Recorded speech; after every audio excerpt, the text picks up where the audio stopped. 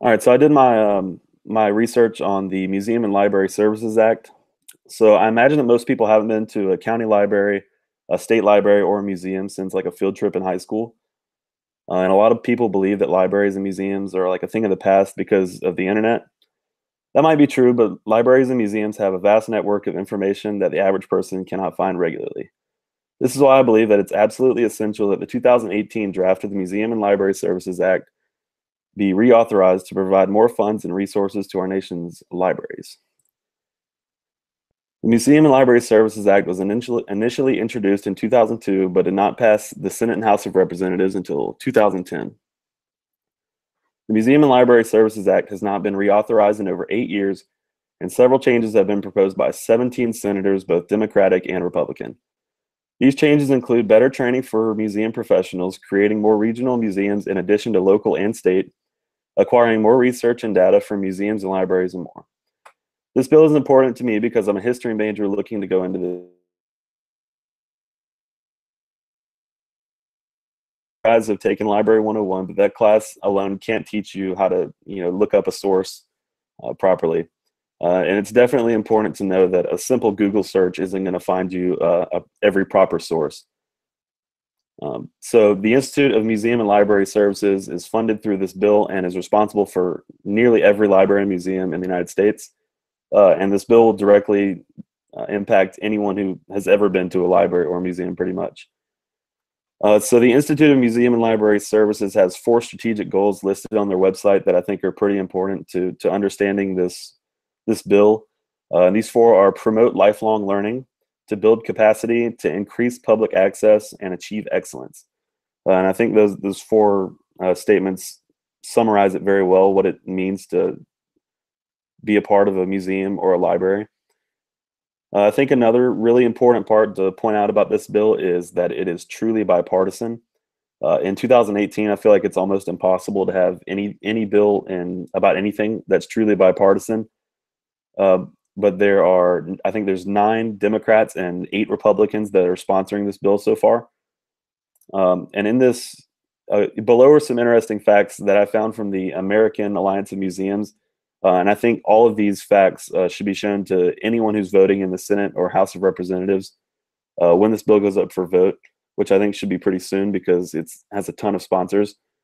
But museums pump more than $50 billion into the United States economy annually, support 726,000 American jobs, generate $12 billion in tax revenue, and spur tourism from around the world. People visited America's public libraries more than 1.3 billion times in 2015. Children who visited a museum during kindergarten had higher achievement scores in reading, mathematics, and science in 3rd grade than children who did not. More than 171 million people in America have library cards. Museums receive more than 55 million visits each year from student groups. Over 99% of public libraries offer free access to the internet. Volunteers contribute over 1 million hours of service to museums each week without getting paid. And 81% of people in the United States have visited a public library or a bookmobile sometime in their life.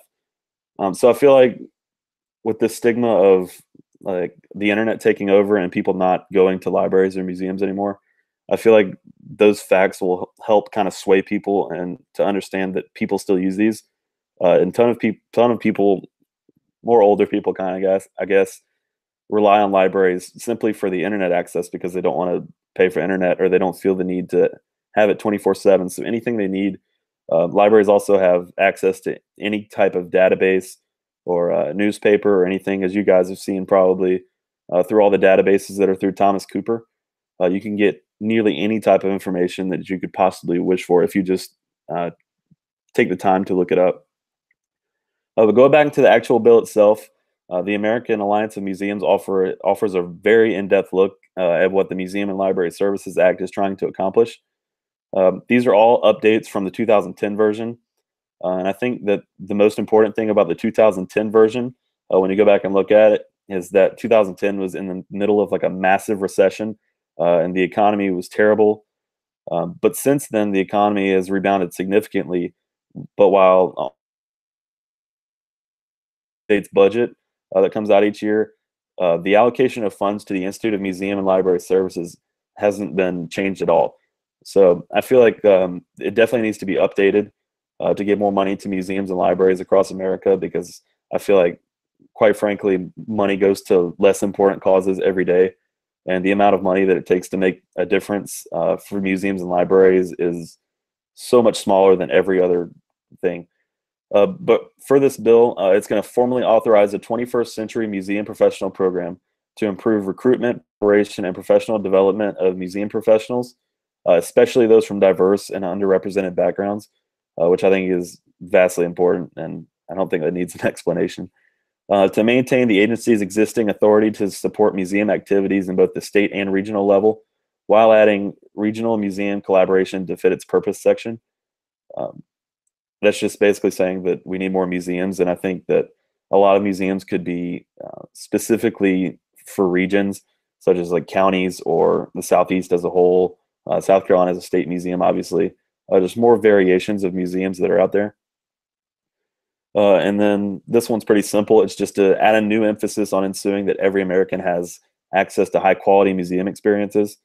If you go to the State Museum today, you're probably going to get a tour from like an 18-year-old kid who has a minimum wage job and has like zero knowledge of history. So I think that if you pump more money into these museums and libraries, they can pay their workers more. And you can also focus on workers that actually have history degrees or political science or any other degrees, rather than just coming in off the street and trying to teach people about history. Maintain and augment the agency's research, data collection, and analysis about museums and libraries. With more money, obviously, you have access to more information and you can build your collections more. The rest of them are, they just sound like a lot of gibberish because they're obviously government documents. But there's so much more stuff that's added to this version of the bill than the 2002 version or the 2010 version. And as we grow more into this information age, I feel like more and more needs to be put into it, because I feel like it benefits everyone. And I don't think many pieces of legislation can do that. And lastly, obviously, this bill is important to me because it affects my future. But if people saw more of a future in museums and libraries, then I feel like they'd be more inclined to go this route that I'm going. And a lot of people just automatically dismiss people that are like history majors or English majors or stuff like that, which I think is ridiculous. But I think this bill will go a long way in helping that. So if you guys have any questions, go ahead. How did you choose history as a major? So I initially wanted to be a sports marketing major, but my grades weren't going to be good enough. So history was just a passion of mine, watching documentaries. I love watching documentaries. And that definitely just spurred the and then I took South Carolina history my first semester at USC. And that just, it took off from there. And I think it's like the coolest major you could possibly choose. Cool.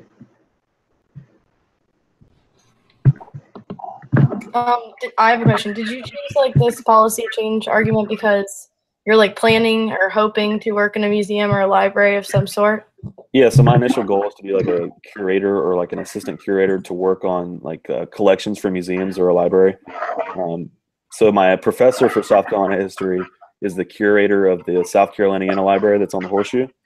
And his job is to literally like just drive around South Carolina all day looking for cool stuff to put in the museum. And I think that's just the coolest job ever. So something like that would definitely interest me. I don't want to be like a tour guide or something like that. But if that didn't work out, obviously teaching would be a secondary, which would benefit teachers everywhere too. So sounds good. Anyone else? All right. Thank you guys for watching. How you going? Thank you. Oh. No, you're good. Thank Thank you guys. I agree with what you're saying. All right.